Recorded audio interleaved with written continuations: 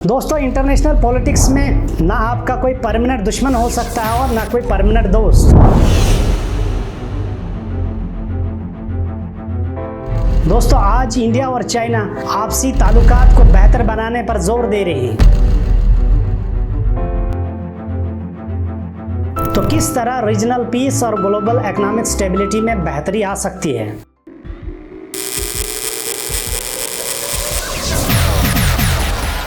अस्सलाम वालेकुम आदाब। क्या आप जानते हो कि इंडिया और चाइना के आपसी रिश्ते में खराबी सिर्फ बॉर्डर डिस्प्यूट्स की वजह से नहीं बल्कि बाकी सारे कई मामलात हैं जिनकी वजह से इंडिया और चाइना के आपसी रिश्ते खराब रहते हैं। दोस्तों, आज इंडिया और चाइना आपसी ताल्लुकात को बेहतर बनाने पर जोर दे रहे हैं। इस बायलैटरल रिलेशंस में आज ये अचानक मोड़ कैसे? दोस्तों, इन हेडलाइंस को देखिए। टाइम्स ऑफ इंडिया की इस रिपोर्ट के मुताबिक एससीओ समिट के साइडलाइंस पर इंडिया और चाइना की बायलैटरल टॉक्स में चाइनीज प्रेसिडेंट ने आपसी ताल्लुकात को बेहतर बनाने के लिए 4 पॉइंट प्लान पेश किया। इंडिया टुडे की इस रिपोर्ट के मुताबिक पंचशील डॉक्ट्रिन पर भी बात हुई। दोस्तों, सवाल ये है कि इंडिया और चाइना के पास क्या क्या अपॉर्चुनिटीज हैं आपसी ताल्लुकात को बेहतर बनाने के लिए, और अगर आपसी रिश्ता जो है मजबूत होता है तो किस तरह रीजनल पीस और ग्लोबल इकोनॉमिक स्टेबिलिटी में बेहतरी आ सकती है। जी हाँ दोस्तों, आज के इस वीडियो सेशन में हम इन्हीं बातों पर डिस्कस करेंगे। आपसे गुजारिश है कि आप हमारे इस वीडियो को लाइक करें, शेयर करें और कमेंट बॉक्स में अपनी राय का इजहार करें और चैनल को सब्सक्राइब करना ना भूलें। दोस्तों, इंटरनेशनल पॉलिटिक्स में ना आपका कोई परमानेंट दुश्मन हो सकता है और ना कोई परमानेंट दोस्त। परमानेंट सिर्फ नेशनल इंटरेस्ट होते हैं। जब आपके नेशनल इंटरेस्ट, इकोनॉमिक नेसेसिटीज बदल जाती हैं तो आपका दोस्त बदल जाता है, आपका दुश्मन बदल जाता है। यही कुछ हाल इंडिया और चाइना का है। रिसेंट शदीद और सख्त बॉर्डर क्लैशेस के बावजूद आज इंडिया और चाइना आपसी ताल्लुकात को बेहतर बनाने के लिए बात कर रही हैं। ऐसा क्यों? इसका जवाब भी है इकोनॉमिक नेसेसिटीज और नेशनल इंटरेस्ट। दोस्तों, अब हम डिस्कस करेंगे कि क्या क्या इकोनॉमिक नेसेसिटीज हैं, क्या क्या नेशनल इंटरेस्ट हैं जिनकी वजह से, जिनको देखकर इंडिया और चाइना एक दूसरे के करीब हो रहे हैं। तो सबसे पहले हम बात करेंगे इंडिया की। इंडिया में तकरीबन 1.4 बिलियन लोग रहते हैं। इस तरह से इंडिया जो है वर्ल्ड की लार्जेस्ट मार्केट बनती है और चाइना इंडिया को अपने एक्सपोर्ट्स का एक बहुत बड़ा और अच्छा खरीदार समझता है कि चाइना के एक्सपोर्ट्स जो है उसका डेस्टिनेशन इंडिया बहुत अच्छा हो सकता है। ये एक इकोनॉमिक नेसेसिटी है इंडिया और चाइना की।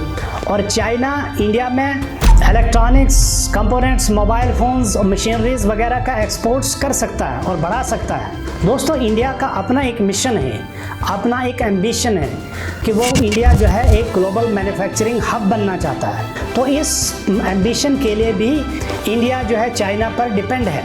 चाहे हम चीप रॉ मटेरियल की बात करें, कंपोनेंट्स की बात करें, मशीनरीज इक्विपमेंट्स की बात करें या फिर टेक्नोलॉजी की बात करें, इंडिया जो है वो चाइना पर डिपेंड है।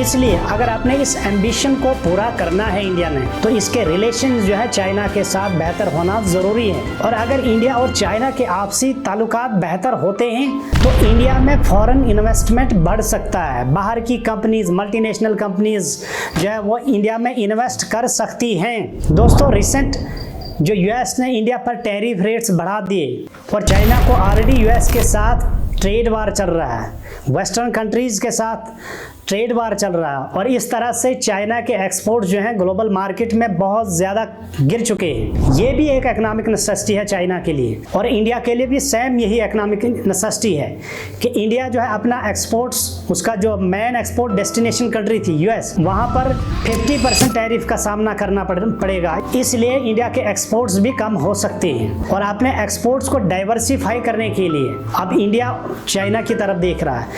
इंडिया और चाइना आपसी ताल्लुकात को बढ़ा रहे हैं। ये इकोनॉमिक नेसेसिटीज़ हैं इंडिया और चाइना के आपस में। दोस्तों, इसके अलावा रीजनल स्टेबिलिटी और ग्लोबल इन्फ्लुएंस को बढ़ाने के लिए भी इनका आपस में रिश्ता बेहतर होना ज़रूरी है। चाहे हम ट्रेड पॉलिसीज़ की बात करें या क्लाइमेट चेंज पॉलिसीज़ की बात करें, तो वहाँ पर ये दोनों कंट्रीज़ मिलकर अपनी वॉइस को, अपनी आवाज़ को रिप्रेजेंट कर सकती है। लेकिन सवाल ये है कि क्या ऐसा करना इतना आसान हो सकता है? जी हाँ दोस्तों, इस सवाल का जवाब हमें कुछ चैलेंजेस और इश्यूज जो इंडिया और चाइना के बीच हैं उनको समझने से मिल सकता है। दोस्तों, Chatham house royal institute of international affairs based in London, जो एक रिसर्च हब है, रिसर्च इंस्टीट्यूट है, उसमें इंडिया और चाइना के आपसी रिलेशंस पर एक आर्टिकल जो है पब्लिश होता है। इस आर्टिकल में कुछ इश्यूज और चैलेंजेस को डिस्कस किया गया है, जहां से मैं कुछ पॉइंट्स जो है आपके साथ भी डिस्कस करूंगा। तो सबसे पहला पॉइंट है ट्रेड इम्बैलेंस जो इंडिया का चाइना के साथ है। दोस्तों, द हिंदू न्यूज़पेपर की इस रिपोर्ट के मुताबिक इंडिया का जो टोटल ट्रेड इम्बैलेंस है उसका 35% ट्रेड डेफिसिट सिर्फ चाइना के साथ है। और इंडिया का कहना है कि चाइना अपने नॉन टैरिफ बैरियर्स का इस्तेमाल करके इंडियन एक्सपोर्ट्स को रोकता है और ये एक मेन कंसर्न है इंडिया के लिए। सेकंड इशू और चैलेंज जो इंडिया और चाइना के बीच है, that is strategic cooperation with Pakistan. China की जो स्ट्रेटेजिक कोऑपरेशन पाकिस्तान के साथ है, खास करके जब हम सीपेक की बात करते हैं, जो गिलगिट बल्टिस्तान से होकर गुजरता है और इंडिया का एक पार्ट है, ये इंडिया के लिए एक तशवीश का बाइस है। इसके अलावा दोस्तों, इंडियन ओशन रीजन की जब हम बात करते हैं, यहाँ पर चाइना जो है अपनी डेब्ट ट्रैप पॉलिसी चलाता है और इस पॉलिसी के तहत बहुत सारा पैसा जो है पोर्ट्स की डेवलपमेंट पर, इंफ्रास्ट्रक्चर, रोड्स, रेलवेज पर पैसा खर्च करता है और अपनी प्रेजेंस जो है बढ़ाता है यहाँ पर। इंडिया की भी यही कोशिश है। इंडिया भी अपना इन्फ्लुएंस इस रीजन में बहुत तरीकों से बढ़ाने की कोशिश करता है। अपने डिप्लोमेटिक रिलेशंस जो है इन कंट्रीज के साथ बढ़ा रहा है, पीपल टू पीपल कॉन्टेक्ट जो है उससे बढ़ा रहा है और इस तरह से इंडिया और चाइना इस रीजन में एक दूसरे के आमने सामने हो जाते हैं और यहाँ से इनकी आपसी राइवलरी या फिर आपसी दुश्मनी जो है वो बढ़ जाती है। ग्लोबल साउथ में भी या एशियन रीजन में भी इंडिया और चाइना जो है इस रीजन की, ग्लोबल साउथ की वॉइस बनना चाहते हैं, इनकी वॉइस को रिप्रेजेंट करना चाहते हैं। खास करके अफ्रीकन कंट्रीज की जब हम बात करते हैं, वहाँ पर भी चाइना और इंडिया जो है अपनी प्रेजेंस जो है वो बढ़ा रहे हैं। यहाँ पर भी इनका आमना सामना होता है, इसलिए ये कंसर्न्स और इश्यूज जो है चाइना और इंडिया के आपसी ताल्लुकात को खराब करने में एक बहुत बड़ा किरदार अदा करते हैं। इसके अलावा चाइना और इंडिया के बीच में तिब्बत इशू चल रहा है, दलाई लामा की सक्सेशन का इशू चल रहा है और वाटर डिस्प्यूट्स। खास करके चाइना जो ब्रह्मपुत्रा रिवर पर वर्ल्ड का लार्जेस्ट डैम बना रहा है, वो इंडिया के लिए एक बहुत बड़ा कंसर्न है। ये इश्यूज इंडिया और चाइना के आपसी ताल्लुकात में दरार पैदा करते हैं। इस तरह से आज दोस्तों हमने समझा कि अपॉर्चुनिटीज क्या है इंडिया और चाइना के पास, कौन कौन से चैलेंजेस हैं जिनको एड्रेस करना ज़रूरी है ताकि इनका आपसी रिश्ता जो है वह बेहतर हो सके। आज की इस वीडियो में बस इतना ही, मिलते हैं अगली वीडियो में, तब तक के लिए खुदा हाफिज।